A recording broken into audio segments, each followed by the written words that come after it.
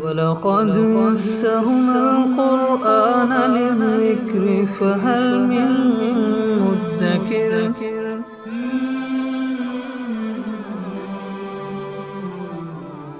سورۃ البقرہ آیت نمبر 145۔ اعوذ باللہ من الشیطان الرجیم، بسم اللہ الرحمن الرحیم۔ وَلَئِنْ أَتَيْتَ الَّذِينَ أُوتُوا الْكِتَابَ بِكُلِّ آيَةٍ مَا تَبِعُوا قِبْلَتَكَ وَمَا أَنْتَ بِتَابِعٍ قِبْلَتَهُمْ وَمَا بَعْضُهُمْ بِتَابِعٍ قِبْلَةَ بَعْضٍ وَلَئِنِ اتَّبَعْتَ أَهْوَاءَهُمْ مِنْ بَعْدِ مَا جَاءَكَ مِنَ الْعِلْمِ إِنَّكَ إِذًا لَمِنَ الظَّالِمِينَ۔ اس آیت مبارکہ کے ابتدائی حصے میں یہود و نصارہ کی ہٹ دھرمی اور ضد کو اللہ تعالیٰ واضح فرما رہے ہیں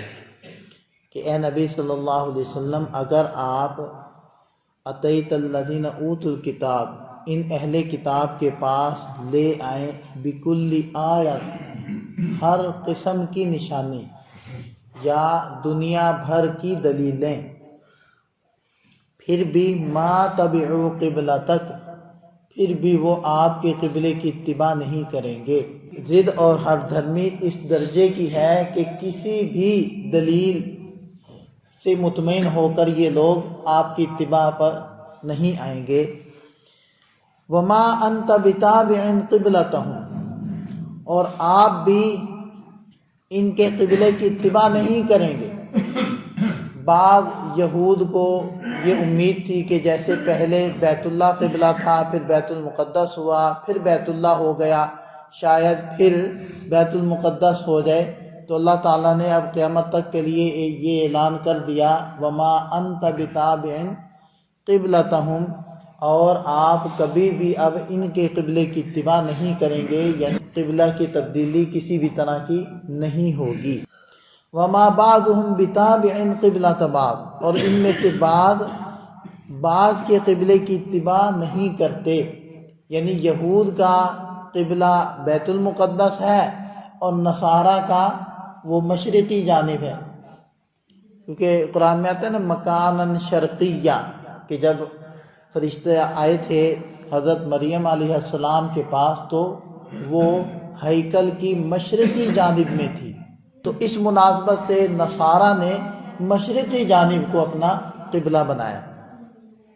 وَلَئِنِ اتَّبَعْتَ أَهْوَاءَهُمْ مِنْ بَعْدِ مَا جَاءَكَ مِنَ الْعِلْمِ۔ اب یہ جو آیت کا حصہ ہے یہ ہے بالفرض والتقدیر۔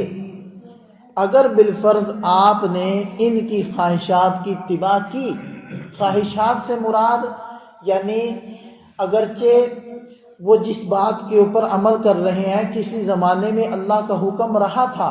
لیکن اب چونکہ وہ منسوخ ہو چکا ہے، لہذا اب اس کی حیثیت وہ ان کی خواہش کی بن چکی ہے۔ تو اگر آپ ان کی خواہش کی اتباع کریں من بعد ما جاءک من العلم، بعد اس کے کہ آپ کے پاس یقینی علم آ چکا ہے، یعنی وحی اللہ کی طرف سے آ چکی ہے، تو یقیناً انک اذا لمن الظالمین، یقیناً تب آپ ظالموں میں سے ہو جائیں گے، اور آپ صلی اللہ علیہ وسلم کا ظالموں میں سے ہونا یہ محال ہے، لہذا آپ علیہ السلام کا ان کی کسی بھی خواہش کا اتباع کرنا بھی محال ہے۔ کہا تو نبی پاک صلی اللہ علیہ وسلم کو جا رہا ہے، حقیقت میں ان کے فالورز اور ان کی امت کو سنایا جا رہا ہے کہ اگر تم نے ان کی خواہش کی اتباع کی تو تم ظالم ہو جاؤ گے۔ الذین آتیناہم الکتاب، وہ لوگ جن کو ہم نے کتاب دی، یعرفونہ، وہ نبی پاک صلی اللہ علیہ وسلم کو پہچانتے ہیں، کما یعرفون ابناءہم، جیسے کہ اپنی اولاد کو پہچانتے ہیں۔ اب آدمی کو اپنی اولاد ہونا یقینی طور پر معلوم ہوتا ہے، اس میں کوئی شک و شبہ کی گنجائش نہیں ہوتی، اس کو اپنے ہاتھوں سے پالا ہوتا ہے، بچپن سے اس کو اپنی گود میں کھلایا ہوتا ہے، یعنی کوئی شک و شبہ ہو ہی نہیں سکتا۔ اس طرح جیسے کہ آدمی اپنی اولاد کو یقینی طور پر پہچانتا ہے، تو ان اہل کتاب کی کتابوں کے اندر اللہ تعالیٰ نے نبی پاک صلی اللہ علیہ وسلم کی اتنی نشانیاں ذکر کی ہیں کہ ان کو آپ علیہ السلام کے نبی برحق ہونے کا ایسے ہی یقین ہے جیسے کہ ہمیں اپنی اولاد کا یقین ہے۔ اب آپ دیکھیں کہ وہ سیرت کے واقعات، وہ نصورہ راہب اور بحیرہ راہب، تو وہ سارے کیا تھے؟ آپ علیہ السلام بچپن میں جا رہے ہیں 16 سال کی عمر میں، 17 سال کی عمر میں شام کے تجارتی قافلے کے ساتھ، تو وہ راہب بتا رہے ہیں کہ ان کو واپس لے جاؤ، یہ آخری نبی ہیں۔ اور میسرہ جو غلام تھے حضرت خدیجہ رضی اللہ عنہ کے،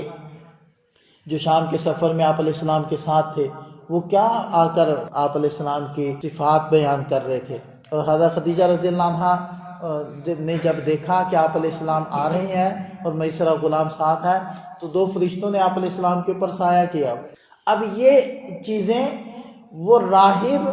اور عام لوگ کھلی آنکھوں سے دیکھتے تھے۔ یہ ہیں وہ علامتیں کہ جس کی وجہ سے ان لوگوں کو یقین تھا کہ یہی نبی آخر الزماں ہے۔ وَإِنَّ فَرِيقًا مِّنْهُمْ، اور یقیناً ان میں سے ایک گروہ لَيَكْتُمُونَ الْحَقَّ، حق بات کو چھپاتے ہیں، وَهُمْ يَعْلَمُونَ، حالانکہ ان کو پتہ ہے کہ حق کیا ہے، پھر بھی اس کو چھپاتے ہیں۔ الحق من ربک، حق آپ کے رب کی طرف سے آپ کے پاس آ چکا۔ فلا تکونن من الممترین، لہذا آپ ہرگز شک کرنے والوں میں سے مت ہوئیے۔ آپ کو کسی طرح کا کوئی شک و شبہ نہیں ہونا چاہیے کہ آپ اللہ کے نبی ہیں، اور نبی آخر الزماں ہے، خاتم الانبیاء ہیں،